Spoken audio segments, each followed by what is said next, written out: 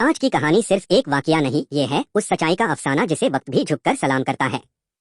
امام حسین آر.اے کی شہادت صرف ایک جنگ نہیں تھی، یہ تھی حق اور باطل کے درمیان وہ جنگ جہاں حق نے اپنا خون بہا کر حقیقت کا پرچم بلند کیا۔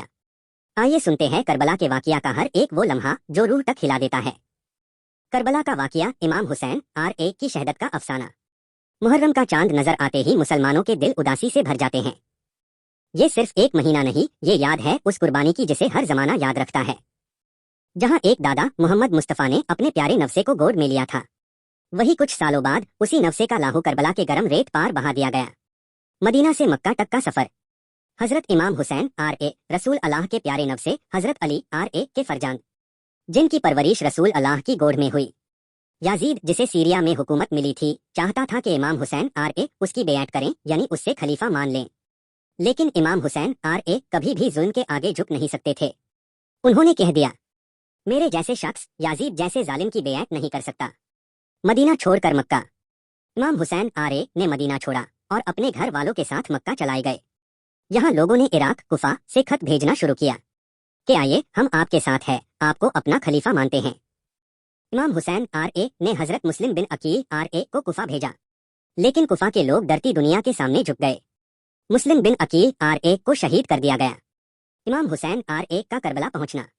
امام حسین آر.اے نے جب سنا تو انہوں نے مکہ چھوڑ کربلا کا سفر شروع کیا۔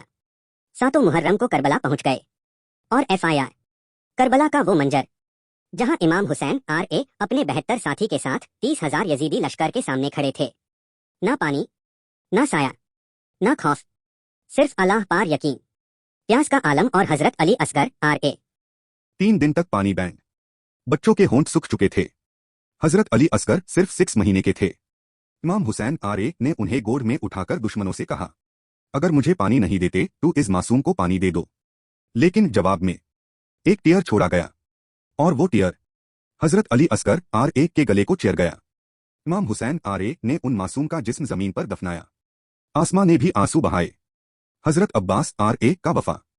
حضرت عباس آر.اے حسین آر.اے کے بھائی کربلا کے شیر تھے۔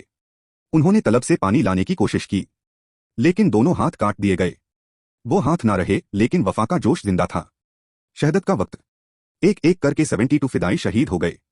آخر میں امام حسین آر.اے نے اپنا گھوڑا سوارا، آخری سجدہ کیا اور کہا، الہی، تیرے دین کے لیے میں نے اپنی سب سے عزیز چیزیں قربان کر دی۔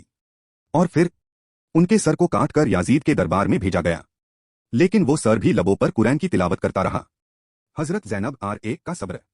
امام حسین آر.اے کی بہن حضرت زینب آر.اے جو کربلا میں زندہ رہی، انہوں نے وہ سب کچھ دیکھا، لیکن صبر نہ چھوڑا، ایمان نہ چھوڑا۔ انہوں نے یزید کے دربار میں کھڑے ہو کے کہا، ہم نے صرف خدا کا حسن دیکھا۔ ان کی بات نے یزید کا سر جھکنے پر مجبور کر دیا۔ آج کربلا کیا سکھاتا ہے؟ کربلا صرف جنگ نہیں تھی، ایک پیغام تھا۔ حق کے لیے کھڑے رہنا، ظلم کے سامنے نہ جھکنا، ایمان پر قائم رہنا، اور سب سے بڑا سبق، دین کے لیے جان بھی قربان ہو تو کم ہے۔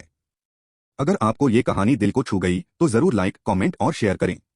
ہم ایسے ہی حق اور حقیقت کی کہانیاں لاتے رہیں گے، اور یاد رکھیے، کربلا صرف رو کر یاد کرنے کا نام نہیں، جی کر کربلا کا پیغام عمل میں لانے کا نام ہے۔ سبسکرائب کریں ہادیہ وائس۔